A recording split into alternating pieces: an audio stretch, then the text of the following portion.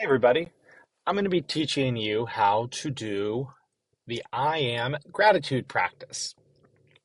So, gratitude practice is actually a very, very simple practice. The intention of this is we're really just trying to kind of actively cultivate um, thoughts of gratitude. Really, really simple. So, I'm going to set the timer for 5 minutes and then we're just going to get right into it. So, the way gratitude practice works is we're really just thinking of thoughtful or grateful thoughts. So a grateful thought could be something like,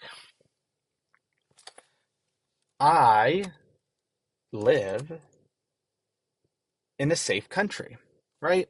So we're just trying to actively create perspectives of gratitude about things that are actually real and true. I happen to live in a very safe country that is free from war at this particular moment. And, there are many people in the world that actually do not have that experience.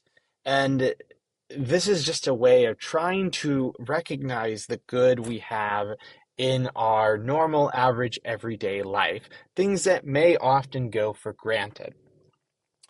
I could also say, I'm grateful I have running water, right? We may often take for granted the fact that we literally have running water available to us all day long when many places in the world that is not a luxury that they have.